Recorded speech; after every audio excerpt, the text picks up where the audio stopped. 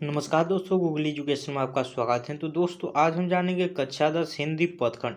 दोस्तों पदखंड में टोटल 12 पाठ हैं, जिसमें से इस वीडियो में हम पाठ 3 अति शुद्ध सने को मार्ग हैं, जिसके लेखक हैं घनानंद। दोस्तों इस पाठ के हम सभी महत्वपूर्ण ऑब्जेक्टिव प्रश्नों को जानेंगे जो आने वाले बिहार बोर्ड एग्जाम के लिए अति महत्वपूर्ण है। तो दोस्तों आप पदखंड के पहले और दूसरे पार्ट को नहीं देखे होंगे तो इस वीडियो के डिस्क्रिप्शन में आपको लिंक मिल जाएंगे, जहां पर आप जाकर देख सकते हैं। तो दोस्तों चलिए वीडियो को शुरू करते हैं। घनानंद जीवनदाय हो कछ मारिए पीरे हुए परसों में किस कवि का नाम आया है? तो इसका सही जवाब है ऑप्शन बी घनानंद। तो हमारा बी ऑप्शन बिल्कुल सही है। तो हमारा अगला प्रश्न है प्रश्न 2। घनानंद किस काल के कवि हैं? तो इसका सही जवाब है ऑप्शन डी रीति युग के। दोस्तों घनानंद रीति युग के कवि हैं। तो दोस्तों हमारा अगला प्रश्न है प्रश्न 3। रीति मुक्त काव्यधारा के सिरमौर कवि किन्हें माना जाता है? तो इसका सही जवाब है ऑप्शन बी घनानंद। दोस्तों रीति मुक्त काव्यधारा के सिरमौर कवि घनानंद को माना जाता है, जिनका जन्म 1689 ईस्वी में और मृत्यु 1739 ईस्वी में हुई। तो हमारा अगला प्रश्न है प्रश्न 4। घनानंद किसके द्वारा मारे गए? तो इसका सही जवाब है ऑप्शन डी नादिर शाह के सैनिक के द्वारा। दोस्तों घनानंद किसके द्वारा मारे गए थे? तो नादिर शाह के सैनिकों के द्वारा मारे गए थे। तो हमारा डी ऑप्शन बिल्कुल सही है। तो हमारा अगला प्रश्न प्रश्न 5। घनानंद किस बदशाहत के यहाँ मीर मुंशी का काम करते थे? तो इसका सही जवाब है ऑप्शन डी मोहम्मद शाह रंगीले के यहाँ। तो हमारा डी ऑप्शन बिल्कुल सही है। तो हमारा अगला प्रश्न प्रश्न 6। घनानंद किस नर्तकी को प्यार करते थे? तो इसका सही जवाब है ऑप्शन डी सुजान को। दोस्तों घनानंद किस नर्तकी को प्यार करते थे? तो सुजान को। तो हमारा डी ऑप्शन बिल्कुल सही है। तो हमारा अगला प्रश्न प्रश्न 7। प्रेम की पीर का कवि किन्हें कहा गया है? तो इसका सही जवाब है ऑप्शन डी घनानंद को। दोस्तों प्रेम की पीर का कवि किन्हें कहा गया है? तो घनानंद को। तो दोस्तों इस क्वेश्चन को आप हाईलाइट कर ले, क्योंकि आपके एग्जाम के लिए अति महत्वपूर्ण है। तो हमारा अगला प्रश्न प्रश्न 8। घनानंद किस भाषा के कवि हैं? तो इसका सही जवाब है ऑप्शन सी ब्रज भाषा के। दोस्तों घनानंद ब्रज भाषा के कवि हैं। तो हमारा सी ऑप्शन बिल्कुल सही है। तो हमारा अगला प्रश्न प्रश्न 9। सुजान सागर के रचनाकार हैं? तो इसका सही जवाब है ऑप्शन डी घनानंद। दोस्तों सुजान सागर के रचनाकार घनानंद हैं।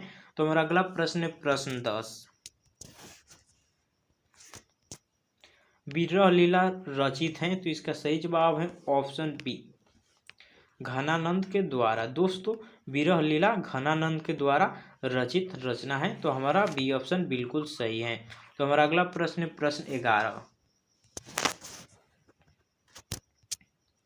घनानंद का दूसरा पद किसे संबोधित है? तो इसका सही जवाब है ऑप्शन सी बादल को। दोस्तों घनानंद का दूसरा पद किसे संबोधित है? तो बादल की संबोधित है। तो हमारा सी ऑप्शन बिल्कुल सही है। तो हमारा अगला प्रश्न प्रश्न 12। घनानंद अपने आंसुओं को कहाँ पहुंचाना चाहते हैं? तो इसका सही जवाब है ऑप्शन डी सुजान के आंगन में। दोस्तों घनानंद अपने आंसुओं को कहाँ पहुंचाने चाहते हैं? तो सुजान के आंगन में। तो हमारा डी ऑप्शन बिल्कुल सही है। तो हमारा अगला प्रश्न प्रश्न 13। परहित के लिए देह धारण कौन करता है? तो इसका सही जवाब है ऑप्शन सी बादल। दोस्तों परहित के लिए देह धारण कौन करता है? तो बादल। तो हमारा सी ऑप्शन बिल्कुल सही है। और अगला प्रश्न प्रश्न 14। पर्जन्य का पर्याय है? तो इसका सही जवाब है ऑप्शन सी बादल। दोस्तों पर्जन्य का पर्याय बादल है। तो हमारा अगला प्रश्न प्रश्न 15। सरसों का हिंदी मानक शब्द है? तो इसका सही जवाब है ऑप्शन सी रस बरसाव। दोस्तों सरसों का हिंदी मानक है रस बरसाव, तो हमारा सी ऑप्शन बिल्कुल सही है। तो हमारा अगला प्रश्न है प्रश्न 16। कवि ने प्रेम मार्ग को बताया है, तो इसका सही जवाब है ऑप्शन ए सरल एवं निश्चल्य। दोस्तों कवि ने प्रेम मार्ग को सरल एवं निश्चल्य बताया है, तो हमारा ये ऑप्शन बिल्कुल सही है। तो हमारा अगला प्रश्न है प्रश्न 17। घनानंद ने सुजान कहकर किसे संबोधित किया है, तो इसका सही जवाब है ऑप्शन ए प्रीतम को। दोस्तों घनानंद ने सुजान कहकर प्रीतम को संबोधित किया है। तो हमारा अगला प्रश्न है प्रश्न 18। नेकू का आधुनिक मानक रूप है, तो इसका सही जवाब है ऑप्शन बी तनिक भी। दोस्तों नेकू का आधुनिक मानक रूप तनिक भी है, तो हमारा बी ऑप्शन बिल्कुल सही है। तो हमारा अगला प्रश्न है प्रश्न 19। घनानंद ने जीवनदायक किसे कहा है, तो इसका सही जवाब है ऑप्शन सी बादल को। दोस्तों घनानंद ने जीवनदायक बादल को कहा है। तो हमारा अगला प्रश्न है प्रश्न 20। कवि घनानंद ने किस मार्ग को सबसे सरल कहा है, तो इसका सही जवाब है ऑप्शन ए प्रेम मार्ग को। दोस्तों कवि घनानंद का कहना है कि प्रेम मार्ग सबसे सरल है। तो हमारा अगला प्रश्न है प्रश्न 21। घनानंद ने विरक्त होने पर अस्थायी रूप से कहाँ निवास किया, तो इसका सही जवाब है ऑप्शन डी वृंदावन में। दोस्तों घनानंद ने विरक्त होने पर अस्थायी रूप से वृंदावन में निवास किया, तो हमारा डी ऑप्शन बिल्कुल सही है। तो हमारा अगला प्रश्न है प्रश्न 22।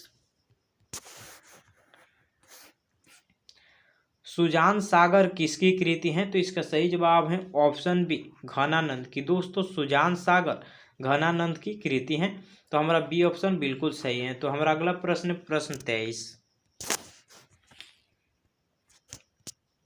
लाक्षणिक मूर्तिमत्ता और प्रयोग वेचिए के कवि कौन है, तो इसका सही जवाब है ऑप्शन ए घनानंद।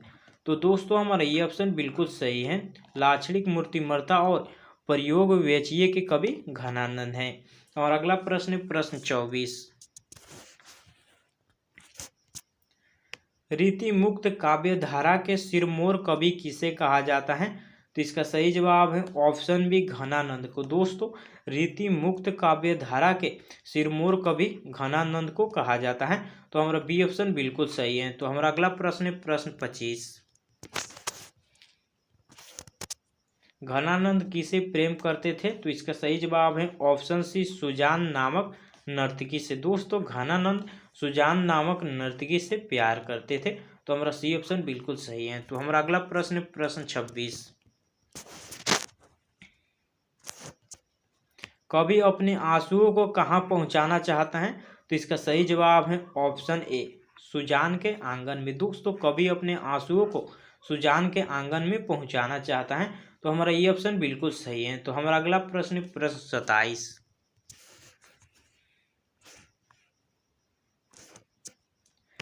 निस्वार्थ भाव से निश्चल्य होकर अपने को समर्पित कर देना किसका कथन है, तो इसका सही जवाब है ऑप्शन बी घनानंद।